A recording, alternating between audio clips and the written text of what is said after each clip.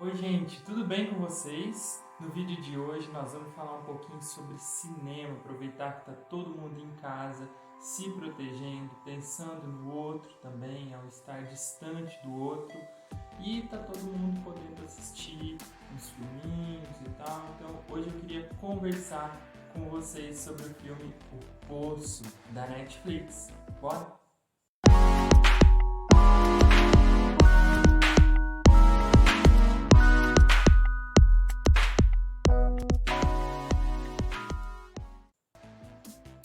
O filme O Poço, da Netflix, né, uma produção da Netflix, causou muitos debates recentemente e isso me impeliu a ir ver o filme, apesar de que as coisas que eu já tinha ouvido sobre o filme, de certa forma, também me davam vontade de ver o filme, mas ao mesmo tempo me afastava do filme, porque eu sabia que teria cenas fortes, né?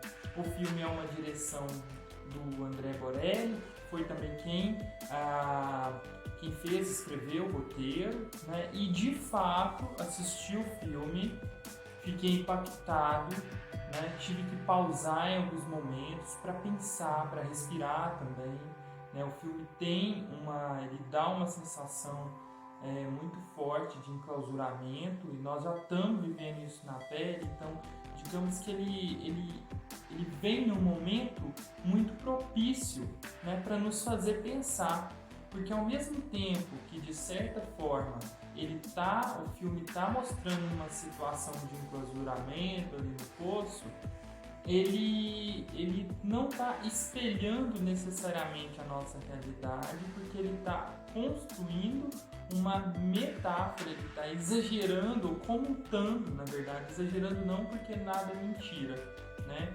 E a gente vai conversar sobre isso, mas ele está juntando, né, esses traços em uma estrutura que vai de um andar para o outro, que está acima das nossas cabeças, mais perto do que a gente usualmente pensa na nossa vida no dia a dia. Então vamos falar sobre o filme. O enredo, ele vai contar a história basicamente de um personagem que vai acordar em um lugar que ele não sabe qual é. Bom, esse personagem é o Goring e ele tá ali, ele acorda sem saber direito o que ele tá fazendo ali. Mas o que é esse poço, o que é esse sistema que as pessoas vão para lá, por que elas vão para lá? Não deixa claro na narrativa por que exatamente o que é o poço e por que as pessoas vão parar lá. Alguns vão por escolha, outros vão porque estão sofrendo algum tipo de punição, pena. E o objetivo deles estarem lá é porque pagando essa pena eles vão sair com algum tipo de certificado. Esse certificado é um papel que atesta, né, uma espécie de merecimento. Então isso já nos faz pensar na organização social da nossa sociedade mesmo, não só social, mas econômica, institucional, né, de como está estruturada a sociedade que nós vivemos no mundo do século XXI. O que acontece dentro dessa torre? Um elevador vai descendo com a comida e essa comida vai descendo até os últimos andares. Só que são muitos andares, muitos. E no começo os personagens não sabem quantos andares são. E é uma mesa farta, com bolo, com tudo assim de comida, tudo feito com muito requinte, tem item de confeitaria, né? Então essa mesa vai descendo e quem está em cima vai comendo à vontade. Quando ela vai chegando cada vez mais embaixo, ela está já praticamente vazia. Então, nos andares mais baixos da torre, ela não consegue, essa mesa já está vazia e as pessoas não conseguem se alimentar. E aí chegam ao ponto, né, do canibalismo mesmo, porque e vai ficando cada vez mais feia a coisa.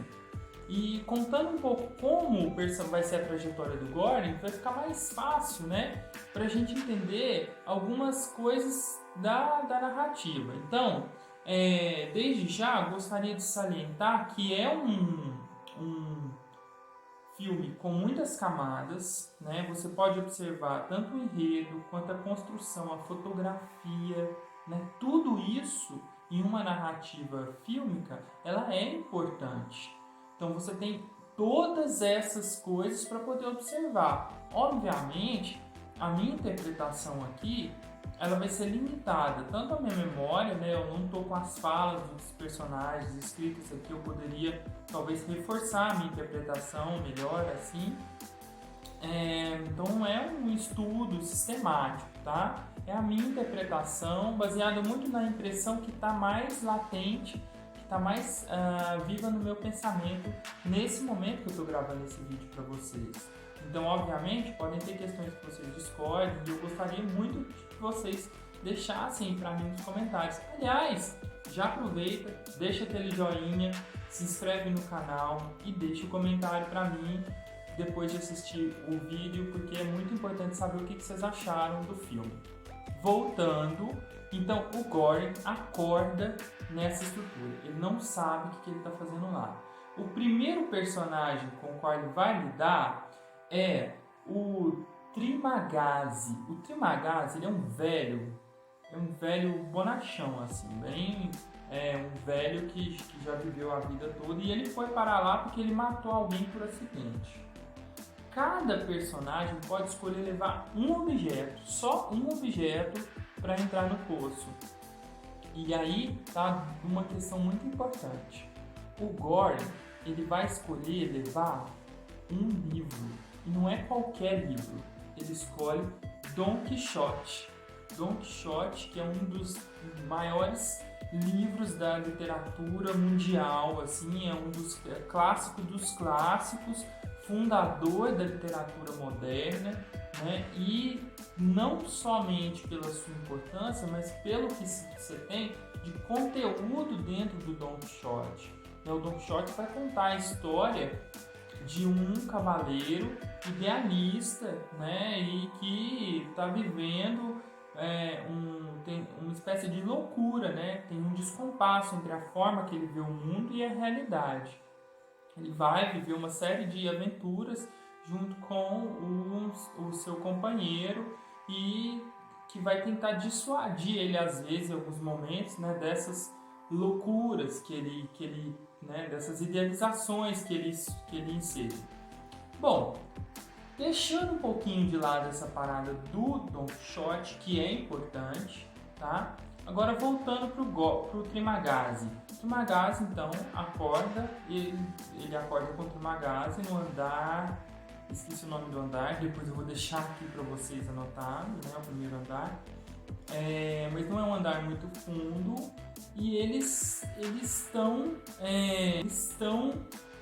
ali numa situação ainda de favorecimento. Quando a comida chega ali, a comida já chega destruída. E o Goring no começo nem quer comer. O Trimagazi vai enfiando os restos assim na boca, comendo como um animal mesmo, né? E a situação vai ficando cada vez mais difícil. Até que, isso é uma coisa importante, depois de um mês eles mudam de andar. Só que eles podem ir tanto para cima quanto para baixo. Então é uma coisa depende muito da sorte, né? O elemento da fortuna aí, né? Um dia você está bem, você está lá em cima, outro dia você está lá embaixo, né? E eles acho que vão pro andar para baixo de 100. E aí o Goring já acorda vendado, tá? Ele acorda vendado, amarrado, e o Trimagazi vai retirar um pedaço da carne dele para poder ir se alimentando. Por uma sorte ou por uma brincadeira do destino, chega até eles uma mulher, e essa mulher ela viajava pelos andares, né? Ela subia na mesa e ia andando pelos andares procurando a filha dela.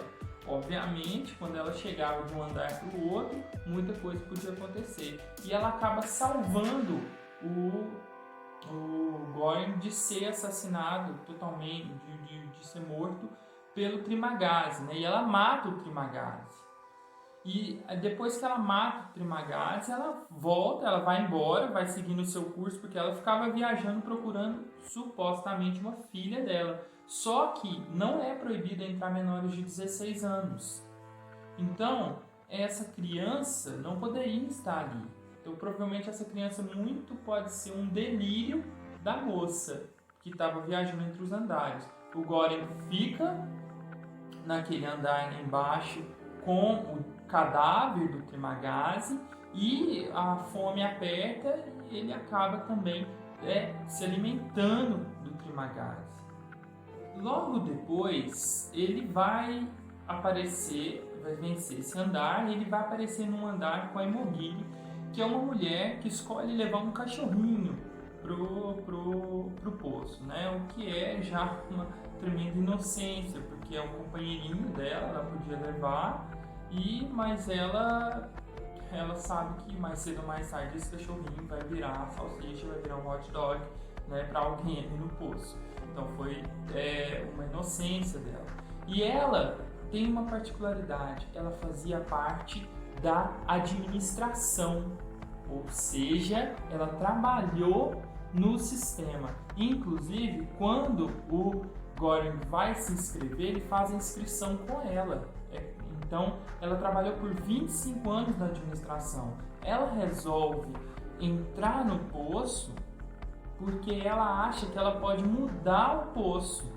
Só que a diferença entre os dois é que ela tenta mudar o poço e quando a mesa de comida chega, ela prepara 2 pratos, né, de comida com o suficiente para 2 pessoas e tenta pedir para os de baixo fazerem a mesma coisa. Só que os de baixo não fazem a mesma coisa, eles comem desenfreadamente e isso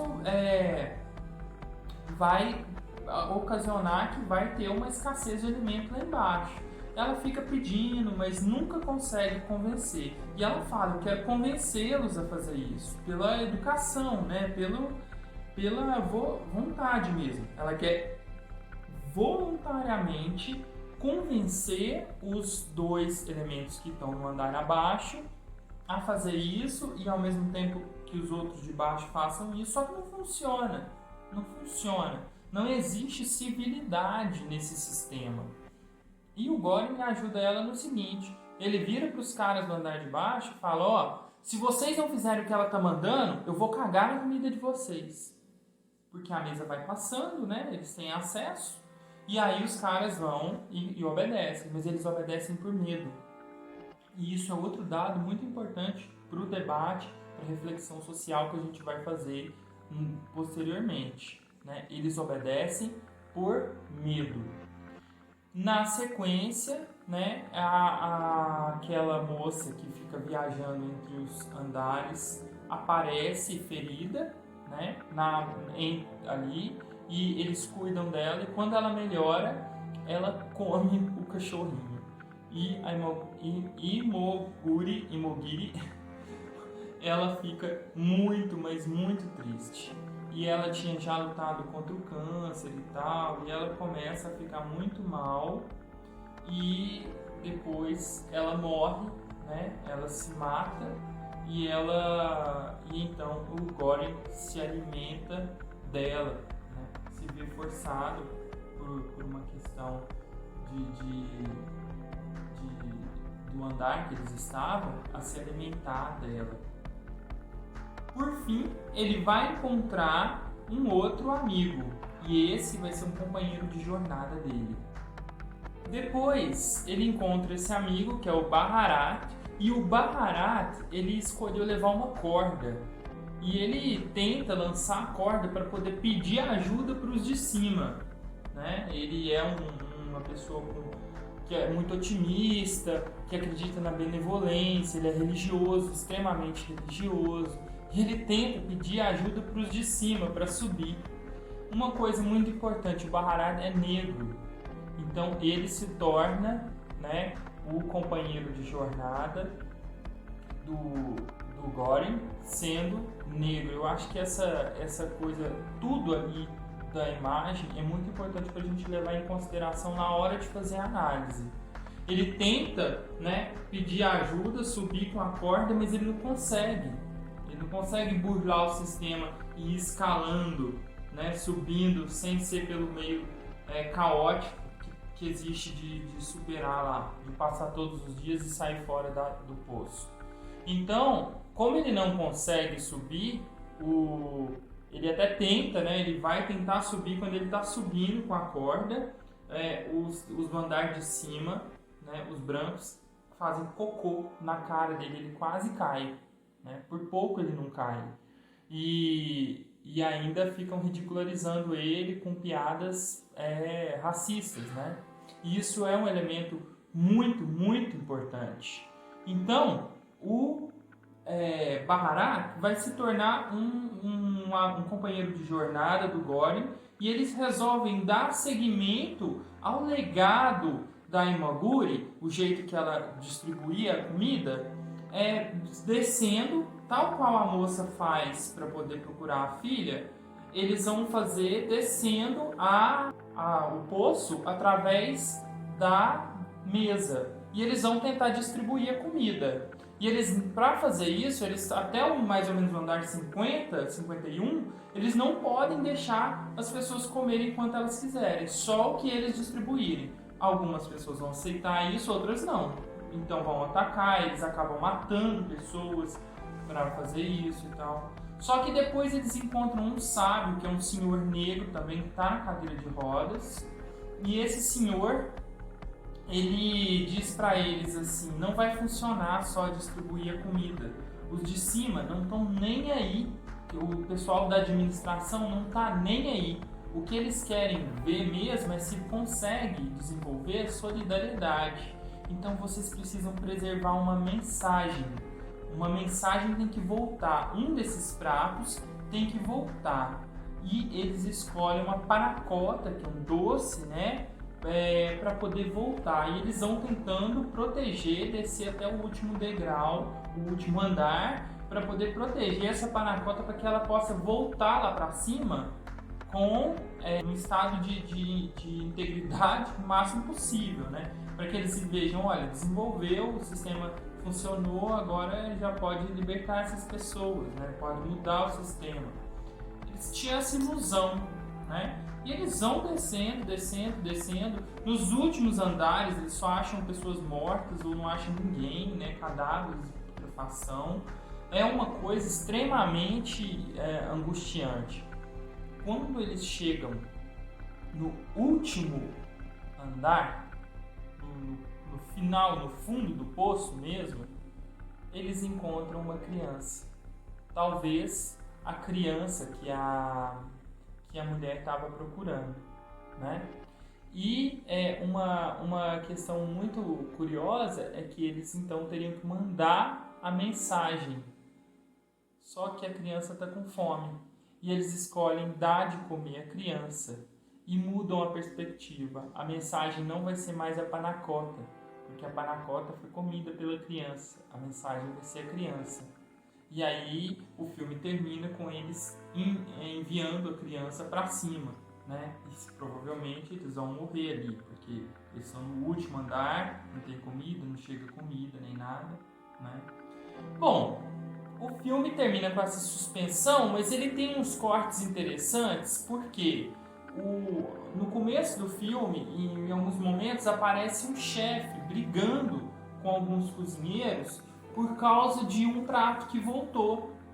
Então ele já nos dá esse indício de que a mensagem não pode ser a comida. Que ao voltar o prato, eles vão achar que o prato que está com problema, né? E isso nos faz refletir, porque, ou seja, a administração ela não quer que chegue algo que contradiz o jeito que ela administra.